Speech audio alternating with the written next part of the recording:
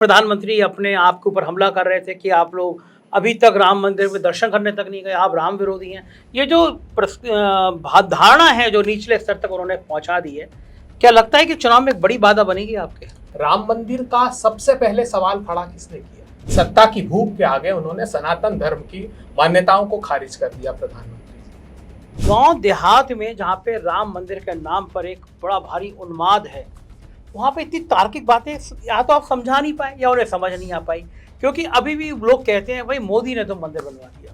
देखिए, मोदी जी ने नहीं बनाया। ये बात ठीक है, चलिए मैं मान लेता हूँ कि धर्म से अलग, लेकिन कांग्रेस ने ऐसा क्या किया है जो आप जनता को समझा पाए कि ये भ्रम की स्थिति है? एक इतना बड़ा मुद्दा है इलेक्टोरल बॉन्ड का। अच्छा होता कांग्रेस कहती है भाई हम आप, वो कहते हैं कि आपको भी पैसा मिला है, आप कहते हैं हमें जितना पैसा मिला हम वापस कर दे रहे हैं, इनकी बेईमानी सामने ले आओ। लेकिन वो कहते हैं कि हमने लिया और आपने भी लिया, यानी चोर चोर मौसेरे भाई। ये सरकार काले कारनामे पर्दा डालकर करना चाहती। कांग्रेस पार्टी ने पर्दा नहीं डाला। आपकी सरकार में पत्ता भी हिलता था, सबको पता होता था। बहुत अच्छे। उनकी सरकार में कुछ पता नहीं ये सूत्र कमजोर नहीं, ये पारदर्शी था।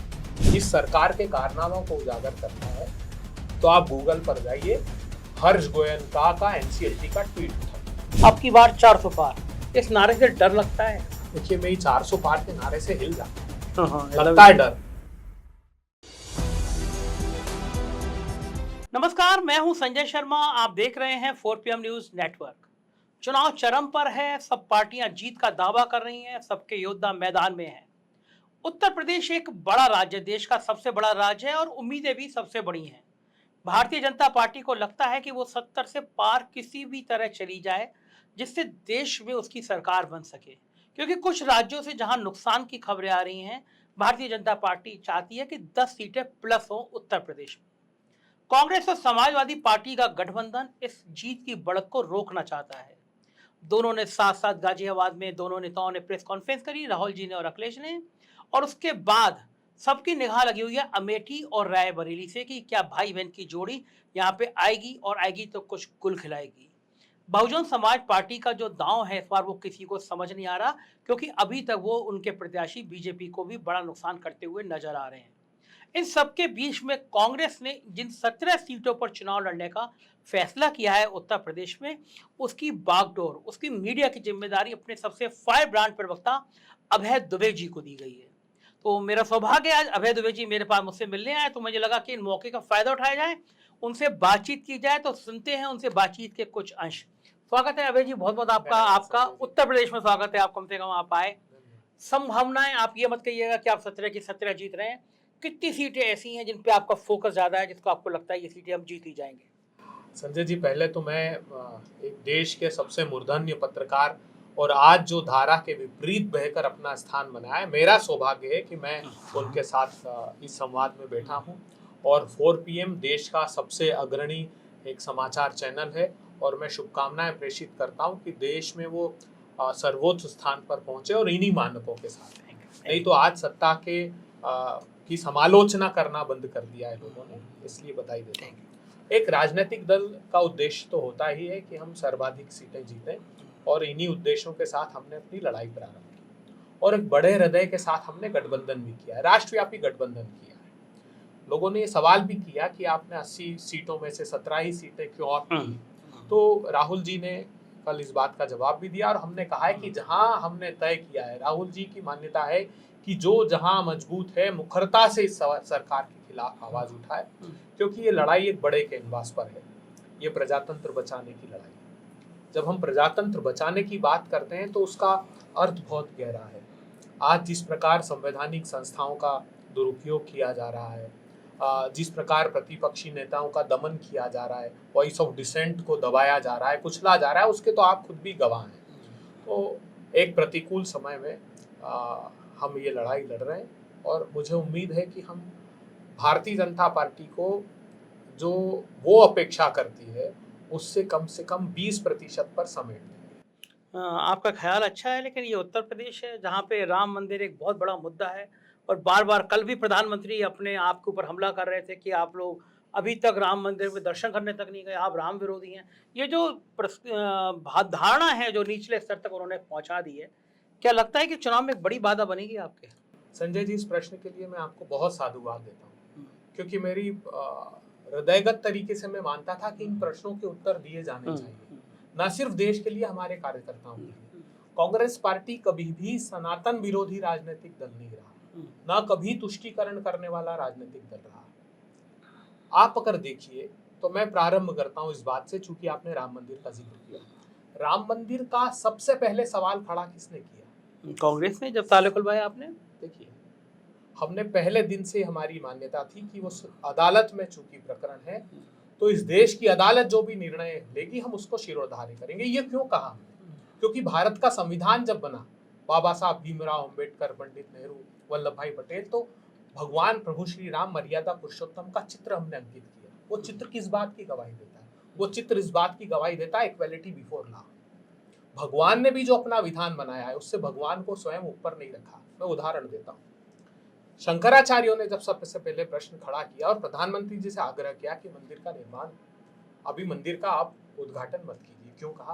पहला प्रश्न था कि पौष के माह में मंगल कार्य नहीं किया जाता सनातन धर्म में, क्यों नहीं किया जाता? सवाल खड़ा किया, उन्होंने प्रश्न किया कि राम जी के लिए शुभ मुहूर्त की आवश्यकता क्या? तो मैं जिस कुल से आता हूँ, वशिष्ठ कुल से, राम जी के कुल गुरु थे गुरु वशिष्ठ। राजा दशरथ वशिष्ठ जी के पास गए, उन्होंने कहा कि राज्याभिषेक करना है, एक मुहूर्त निकाल दीजिए। उत्साह में गुरु वशिष्ठ ने कहा, वशिष्ठ जी ने राजा से कहा कि राम जी के राज्याभिषेक के लिए मुहूर्त की क्या आवश्यकता है? उन्होंने कहा कि नृप आप तो सारी तैयारियां कीजिए, बेगी विलंब न करिए नृप, साजिए सबु समाज, सुदिन सुमंगल तभी जब राम होए जुबराजू। उन्होंने कहा जब राम युवराज हो जाएंगे उससे बड़ा मंगल कार्य क्या? मगर उनका उत्साह था और विधि जो है, विधाता ने भी अपने आप को उनसे ऊपर नहीं रखा। दूसरे दिन क्या हुआ? दूसरे दिन उनका राज्याभिषेक नहीं हुआ और 14 वर्ष का वनवास हो गया। तो तापस वेश विशेष उदासी, 14 वर्ष भय वनवासी। तो राम जी वनवासी हो गए। तो ये आग्रह किया गया था प्रधानमंत्री जी से कि आप कम से कम मुहूर्त का पालन कीजिए। फिर उनसे कहा कि आप इस शिखर का निर्माण पूरा नहीं हुआ है, शिखर बन जाने दीजिए, फिर आप इसका विधि विधान से आप मुहूर्त निकाल कर कीजिएगा। लेकिन सत्ता की भूख के आगे उन्होंने सनातन धर्म की मान्यताओं को खारिज कर दिया प्रधानमंत्री जी। अब प्रश्न ये उठता है कि आजाद भारत के क्या सनातन इतिहास में कभी ऐसा नहीं हुआ कि सत्ता की भूख की वजह से किसी ने सनातन धर्म पर इतना बड़ा आक्रमण किया? भारतीय जनता पार्टी ने न सिर्फ शंकराचार्यों के प्रति वैमनस्य का भाव रखा, सनातन धर्म पर आज तक इतना बड़ा आक्रमण नहीं हुआ। यह कह दिया गया कि आप तो रामानंदी हो। हमारे यहाँ प्रमुख जो संप्रदाय धार्मिक है उसमें वैष्णव है, शैव है, शाक्त है, स्मार्त है। तो जो रामानंदी है वो वैष्णव संप्रदाय से आते हैं, विष्णु जी के अवतार राम को माना गया। इसका अर्थ ये हुआ कि बाकी के जो संप्रदाय के लोग हैं, वो शाक्त हैं, वो शैव हैं, उनको क्या प्रतिबंधित कर दिया अपने मंदिर में जाने से? हमने तो मर्यादा पुरुषोत्तम राम भगवान शंकर को देव भगवान मानते थे और स्वयं शंकर जी राम जी को मानते थे। तो ये विभेद पैदा किया सत्ता की भूख की वजह से। मैं प्रार्थना करता हूँ कि सब अच्छा हो, मंगलकारी हो, लेकिन ये साफ अनिष्ट के संकेत हैं। अभय जी, जितनी बातें आपने समझाई ये बौद्धिक स्तर पे मेरे को समझ में आ गई, किसी भी ज्ञानी को समझ में आ जाएंगी। गांव देहात में जहाँ पे राम मंदिर के नाम पर एक बड़ा भारी उन्माद है, वहाँ पे इतनी तार्किक बातें या तो आप समझा नहीं पाए या उन्हें समझ नहीं आ पाई, क्योंकि अभी भी लोग कहते हैं भाई मोदी ने तो मंदिर बनवा दिया। देखिए, मोदी जी ने नहीं बनाया, ये देश के लोगों को, मैं भी देहात से आता हूँ, गांव देहात के लोग बात करते हैं। आज तो आपके जैसे चैनलों ने वो बातें नीचे तक पहुंचा दी कि लोग विज्ञ और विद्वान हो गए। मोदी जी ने निर्माण नहीं किया। हमने, जैसे मैंने आपको बताया कि हमने कहा था कि जो न्यायालय निर्णय देगा हम उसको मानेंगे। तब भारतीय जनता पार्टी ने क्या कहा? अटल बिहारी वाजपेयी जी, आडवाणी जी की स्पीचेस सुनिए। उन्होंने कहा कोई अदालत मेरी आस्था का फैसला नहीं दे सकती, मुझे सत्ता दो मैं मंदिर दे दूंगा। जब सत्ता दी तो कहा गठबंधन की मजबूरियां हैं, पूर्ण बहुमत दीजिए मैं मंदिर दे दूंगा। जब पूर्ण बहुमत आया तो क्या ये विधान इन्होंने अपने सदन में पास किया? सर्वोच्च अदालत ने पास किया। तो ये बात तो कांग्रेस पार्टी हमेशा से कहती रही कि जो सर्वोच्च अदालत का निर्णय होगा वो शिरोधार्य करेगा। एक बड़ा आरोप और हम पर लगता है, आज देश के लोगों को उस पर साफ बात हो जानी चाहिए। राम सेतु का, राम सेतु की अवधारणा को चरितार्थ करने वाले कौन थे तोड़ने के लिए? अटल बिहारी वाजपेयी गए थे तमिलनाडु, तमिलनाडु में भाषण दिया, जॉर्ज फर्नांडिस साथ में थे, मान साहब अकाली दल के उनके साथ थे। उन्होंने कहा अन्ना दुराई का स्वप्न साकार करने आया हूं, सेतु समुद्रम परियोजना लागू करके रहूंगा और ये तोड़ दूंगा। जब नीरी ने ऑब्जेक्शन फाइल किया कि इसमें थोरियम की लेयर है, ये अलाइनमेंट मत तोड़िए, तो अरुण जेटली साहब और शत्रुघ्न सिन्हा उस बात के गवाह हैं, वो जहाज रानी मंत्री थे, वो रिपोर्ट को दुरुस्त कराने गए और वही 11th नंबर के अलाइनमेंट को तोड़ना चाहते थे। तो ये आरोप तो हम पर नहीं था। अदालत में मुकदमा गया, उसमें जब लोगों ने पिटीशन फाइल की, उस समय अधिकारियों ने जवाब दिया, कांग्रेस पार्टी ने उन पर कार्रवाई की। मैं गंभीरता से आप सवाल पूछें उसके पहले कहना चाहता हूँ, भारतीय जनता पार्टी हमसे उत्तर मांगती है कि तमिलनाडु में किसी राजनीतिक दल ने सनातन धर्म का संदर्भ लिया। मैं कहने वाला था तो आप मैं चाहता हूँ कि आप ये सवाल पूछें ताकि मैं उसका उत्तर। हाँ नहीं, बिल्कुल ठीक बात। वो सनातन को कीड़ा मकोड़ा कह रहे हैं, मच्छर कह रहे हैं, आपके सहयोगी बने हुए हैं, तो आप या कुछ सहयोगी को समझाना चाहिए कि सनातन पे सवाल नहीं उठाना चाहिए।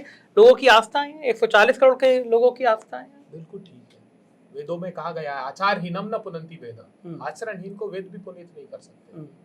सबके अपने अपने विभिन्न भाषा भूषा भेषज धर्म संस्कृति संस्कार के लोग हैं, बोलने की आजादी है, लेकिन हमने कभी उनसे जोड़ा नहीं अपने आप। मैं पूछना चाहता हूं भारतीय जनता पार्टी से, एक बार प्रधानमंत्री जी से सवाल पूछा गया जब संजय निषाद ने कहा माता कौशल्या के और दशरथ जी के संबंधों के बारे में इतनी घृणित बात की कि मैं आपके टेलीविजन पर कह भी नहीं सकता। हाँ, उन्होंने कहा था राम दशरथ के पुत्र नहीं थे। अब इस पर प्रधानमंत्री जी ने ये बयान देने के बाद संजय निषाद को गले लगाया कि नहीं लगाया?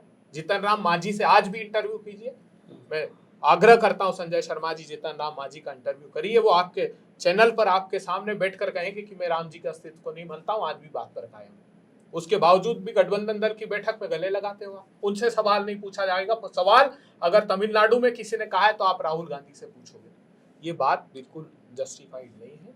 अलग अलग बहुत सी मान्यताओं के लोग हैं, उन मान्यताओं को आत्मसात करने का ही नाम हिंदुस्तान है।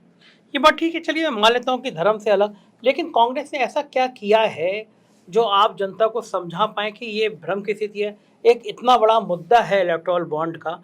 अच्छा होता कांग्रेस कहती है भाई हम, आप वो कहते हैं कि आपको भी पैसा मिला है, आप कहते हैं हमें जितना पैसा मिला हम वापस कर दे रहे हैं, इनकी बेईमानी सामने ले आओ, लेकिन वो कहते हैं कि हमने लिया और आपने भी लिया, यानी चोर चोर मौसेरे भाई। वो तो कांग्रेस पे भी आरोप लगा दे रहे हैं कि इन्होंने भी तो लिया है पैसा। देखिए, देश के लोगों को आज ये बात गंभीरता से मैं समझाना चाहता हूँ, पैसे लेने से चोर सिद्ध नहीं हो जाता। चंदा लेना तो हमारे संवैधानिक अधिकारों में हम शामिल किया है, राजनीतिक दल लेंगे, और इसलिए इनकम टैक्स भी नहीं देना होता है कि वो, चूंकि इस प्रजातंत्री व्यवस्था इसी तरह से चलती है। सवाल कहाँ खड़े हुए, देश से क्या छुपाया गया? आज प्रधानमंत्री जी अपने इंटरव्यू में कहते हैं कि मैंने तो पारदर्शी व्यवस्था लागू की थी। प्रधानमंत्री जी फिर ये बताइए कि मई के महीने में क्या चुनाव आयोग ने ये पत्र नहीं लिखा था? चुनाव आयोग ने लिखा सरकार को कि इलेक्टोरल बॉन्ड की स्कीम मत लेकर आइए। उन्होंने सितंबर में आरबीआई ने लिखा, और क्या लिखा संदर्भ बताता हूं, बड़ा रोचक है। इलेक्शन कमीशन ऑफ इंडिया ने कहा कि सेक्शन 29C का वायोलेशन होगा आरपी एक्ट के। उन्होंने लिखा कि कंपनी एक्ट के सेक्शन 18 का वायोलेशन होगा। उन्होंने कहा इनकम टैक्स एक्ट के सेक्शन 13(1)(a) का वायोलेशन होगा। क्यों होगा? उन्होंने ये आगाह किया था कि छोटी छोटी शेल कंपनियां बनेगी और काला धन बहुत बड़ी मात्रा में सृजित होगा। ये रिकॉर्ड पर है। हमको कब पता पड़ा? जब सर्वोच्च अदालत का फैसला आया। आरबीआई ने कहा कि आरबीआई एक्ट का वायोलेशन है, ये पैरेलल करेंसी की तरह है। आपको पता नहीं था तब तक? किसी को नहीं पता, कैसे होगा? ये सब कॉन्फिडेंशियली कर रहे थे, किसी को पता नहीं था ये बात। ये सूत्र कमजोर पड़ गए हैं कांग्रेस के, पता चलता नहीं है, पता सूत्र का नहीं है। आपकी सरकार में पत्ता भी हिलता था, सबको पता होता था। बहुत अच्छी, उनकी सरकार में कुछ पता नहीं चलता है। सूत्र कमजोर नहीं, ये पारदर्शिता थी। ये प्रतिबिंबित होता है कि ये सरकार काले कारनामे पर्दा डालकर करना चाहती। कांग्रेस पार्टी ने पर्दा नहीं डाला। कांग्रेस पार्टी करती तो संजय शर्मा जी तुरंत चैनल पर आते और मुखरता से कहते कि ये काले कारनामे कर रहे हैं, बंद कीजिए, और हम उस पर रोक लगाते। यहाँ कोई कहने वाला ही नहीं था, पता ही नहीं लगता। डर के मारे ये सब ऐसा सिस्टम बना दिया, तो चंदा लेकर धंधा दिया गया। ईडी सीबीआई से हमने कहा है कि आप, ये सिर्फ 8,000 करोड़ रुपए चंदा लेने का प्रश्न नहीं है, ये प्रश्न है प्राइस एस्केलेशन का। आप 80 हजार के टेंडर 1,37,000 करोड़ रुपए मिले, 40 50 हजार करोड़ रुपए अगर का इतना बड़ा स्कैम एक कंपनी को ठेका देने में हुआ है, तो आप सोचिए क्या होगा। और बात सिर्फ यही सीमित नहीं है, इस सरकार के कारनामों को उजागर करना है तो आप गूगल पर जाइए, हर्ष गोयनका का एनसीएलटी का ट्वीट उठाइए, एक देश के बड़े उद्योगपति 2018 से प्राइम मिनिस्टर को टैग करके ट्वीट कर रहे हैं।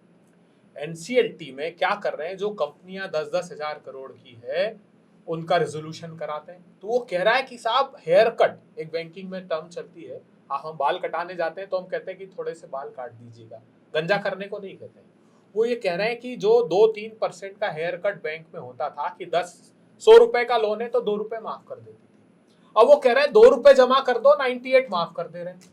और वो कौन बड़े लोग कंपनियां खरीद रहे हैं सबके सामने, तो 5,38,000 करोड़ रुपए, 14 लाख करोड़ रुपए के धन्ना सेठों के माफ कर दिए, 5,35,000 करोड़ रुपए के बैंक फ्रॉस्टर्स मेहुल चोकसी, नीरव मोदी, विजय माल्या ले लेकर भागे। नहीं देखा देश ने। आप सोचिए कि जो ईडी सीबीआई का डर दिखा रहे हो आप, उस सीबीआई ने रिकॉर्ड पर रिवोक किया उसका लुकआउट का नोटिस विजय माल्या का। उन्होंने कहा गलती से हमने दे दिया था, हमारा अधिकार नहीं था, और उसके बाद 36 सूटकेस लेकर विजय माल्या फरार हो गया देश से। तो ये देख नहीं रहा है। आपकी सरकार में अगर सिलेंडर के रेट भी बढ़ जाते थे ना तो पूरे देश में हाहाकार मच जाता था।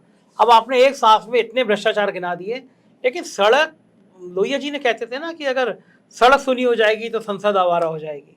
आप लोगों ने सड़कें सूनी छोड़ दी, आंदोलन में हिलाया नहीं देश को, जनमानस को जागृत नहीं किया, कहीं आपकी आवाज पहुंच नहीं पा रही इन लोगों तक, मुझे लगता है ऐसा। हाँ संजय जी, मेरी पार्टी के प्रति सद्भावना व्यक्त करने के लिए और सुझाव के लिए आपका धन्यवाद देता हूँ। मैं राहुल जी तक ये बात जरूर पहुँचाऊंगा, लेकिन हमने हर संभव कोशिश की, विश्वास मांगी। आपने देखा है कैसा दमन तंत्र चलाया गया। हमारे समय आज़ादी थी अभिव्यक्ति की, चैनलों से लेकर राजनीतिक दलों तक को।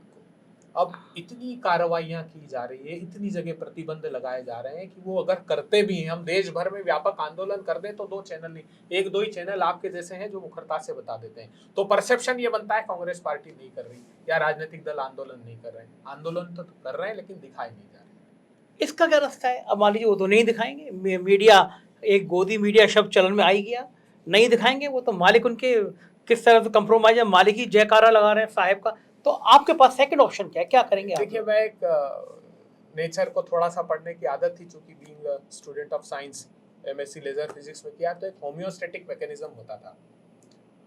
उसमें कहते थे कि आप प्रकृति पे अगर भौतिक परिवर्तन करोगे तो प्रकृति खुद अपने जैविक स्वभाव को उत्पाद पैदा कर लेती है, लेकिन उसकी क्षमता के बाहर हो जाता है तो हेजार्ड होते हैं। तो अभी एक जो सोशल मीडिया प्लेटफॉर्म है, आपके जैसे चैनल है, ये क्यों इतने उभर गए?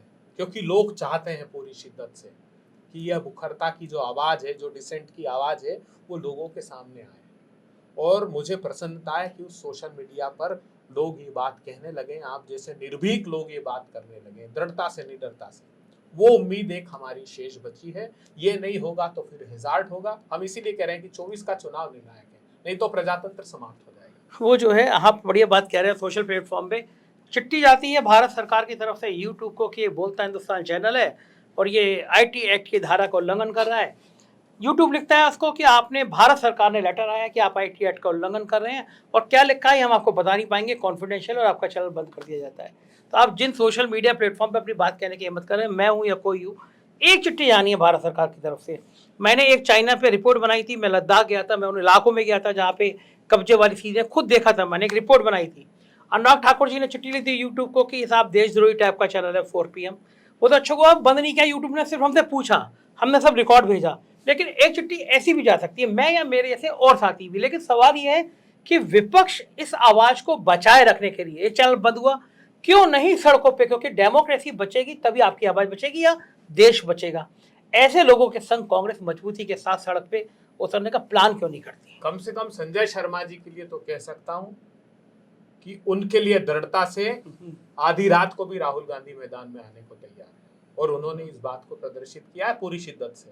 आपसे मुलाकात, और हम हर संभव कोशिश करेंगे कि आवाज चाहे हमारे खिलाफ भी हो, ठीक बात, ये दबाई न जाए। बिल्कुल ठीक बात। और इसके लिए सड़क से संसद तक जहां लड़ना पड़े, हम हर संभव कोशिश करते हैं कि वो लड़ाई लड़ें, और पूरी शिद्दत से ये लड़ाई लड़ेंगे। मुझे पूरे इस बात का विश्वास है कि हम ऐसा कोई काम सरकार को हमारे रहते तो नहीं करने देंगे कि वो प्रतिकूल परिस्थितियां समाज के लिए फैला। ठीक बात है, बिल्कुल सही है, क्योंकि डेमोक्रेसी बचाने के लिए चीज़ ज़रूरी होती है। एक मुहिम आप लोग चला रहे हैं लगातार, कह रहे हैं, आप लोग कह रहे हैं कि ये संविधान बदल देंगे, संविधान बदल देंगे। प्रधानमंत्री जी ने कहा है बाबा साहब भी आ जाएं तब भी संविधान नहीं बदला सकता। तो आप ये गलत नैरेटिव क्यों देश में खड़ा कर रहे हैं? देखिए, संविधान बदलने की बात बहुत अच्छा किया आपने, ये प्रश्न किया। देश के लोगों में कोई जानना चाहिए कि जब हम संविधान की बात बदलने की बात करते हैं तो क्या बदलाव भारतीय जनता पार्टी चाहती है। आपने देखा होगा ये बहुत राग अलापते वन नेशन वन इलेक्शन का। वन नेशन वन इलेक्शन क्या है? अभी हमारे प्रदेश कांग्रेस के अध्यक्ष हैं उत्तर प्रदेश के, वो बता रहे थे हम लोगों को कि कुछ लोगों से बात हो रही थी तो ये कहा गया है कि संभवतः सरकार अगले समय ऐसा एक कानून लेकर आए कि राज्यों के जो चीफ सेक्रेटरी और डीजीपी है वो केंद्र सरकार अपॉइंटिंग अथॉरिटी हो जाए। तो इसका अर्थ क्या हुआ? ये फेडरल स्ट्रक्चर खत्म, कोलैप्स हो जाएगा। दूसरा, आप ये देखिए, जब कृषि के क्रूर काले कानून लाए गए, या 3 जो भूमि अधिग्रहण का कानून था जिसपे सारे राजनीतिक दल उन्होंने सहमत, बीजेपी कांग्रेस सब लेकर आई थी, एक के बाद एक 3 अध्यादेश लेकर आए थे प्रधानमंत्री जी। सड़कों पर लड़ाई के बाद वो वापस लेना पड़ा। ये 3 कृषि के क्रूर काले कानून, इतना बड़ा आंदोलन हुआ और चुनाव की हार के वजह से उनको लगा कि हार न जाए तो वो वापस लिया। हमारे जितनी संवैधानिक संस्थाएं, आज आप देख लीजिए कि चीफ इलेक्शन कमिश्नर, अब वो संवैधानिक पद है, उसके लिए आपने चीफ जस्टिस को हटाने का प्रावधान लेकर आ गए। आपने ईडी सीबीआई के डायरेक्टर्स के को एक्सटेंशन दे देकर ये परिस्थिति कर दी। तो पूरी तरह ये सिम्टम्स हैं इस प्रजातंत्र की समाप्ति के। जब बहुत अधिकार संपन्न सत्ता हो जाती है तो वो संविधान की अवधारणा को ही खारिज कर देती है, तो वो तानाशाही की तरफ बढ़ती, वो परिस्थितियां ना निर्मित हो। तो ऐसे कई हैं जिसमें फेडरल स्ट्रक्चर को खत्म कर देना, समाज के अंतिम, अब जैसे उदाहरण के लिए राहुल गांधी कहते हैं जातिगत जनगणना कराई जाए। जातिगत जनगणना के लिए आज मैं खुलासा करता हूं, सर्वोच्च अदालत में एफिडेविट दिया सुप्रीम कोर्ट में केंद्र की सरकार ने, महाराष्ट्र बनाम यूनियन ऑफ इंडिया के केस में उन्होंने कहा आर्टिकल 246 7 शेड्यूल की एंट्री 69, सेंसस जो है ये केंद्र का अधिकार है, हम नहीं चाहते कि जातिगत जनगणना हो। अब जो कांग्रेस पार्टी ने जातिगत जनगणना कराई थी, लोगों को ये भी भ्रम दूर होना चाहिए, हमने कराई थी, हमारी एक दिन में नहीं होती, 2-3-4 साल लगे, जब तक हमारी वो कंप्लीट हुई हमारी सरकार चली गई। इन्होंने हजारों एक्सेल शीट रजिस्ट्रार जनरल को सौंपी सेंसस को, मोदी सरकार ने, लेकिन जारी नहीं होने दिया, उसको दबा दिया, हमारी कोई गलती नहीं थी।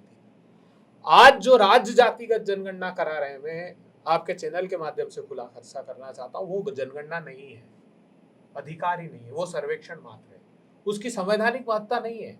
तो अगर मैं कहूं कि मैं राज्यों में जहां हूं वहां करा लूंगा या बिहार ने करा लिया तो उसका कोई महत्व नहीं है सेंसस के रूप में, वो सर्वेक्षण मात्र है। जैसे आम जो सर्वेक्षण कराते हैं उसकी संवैधानिक महत्ता नहीं है, वो प्रधानमंत्री जी नहीं कराना चाहते, इसीलिए देश में आज तक सेंसस नहीं हुआ।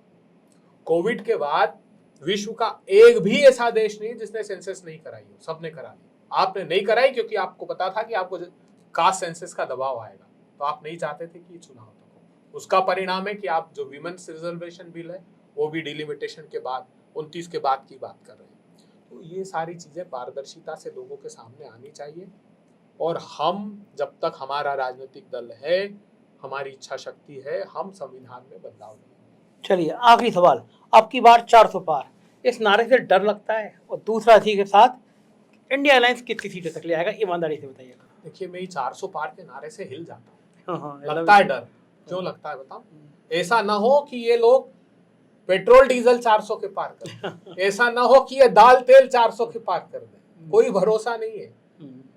इन धन्ना सेठों की सरकार का कोई भरोसा नहीं है। मैं आज फिर कहता हूँ, दाल का पर्याप्त उत्पादन देश में होता है, 24 मिलियन टन की आवश्यकता होती है, रिकॉर्ड देख लीजिए 24-25 मिलियन टन होता है, फिर कैसे 200 रुपए तक पहुंच जाती दाल?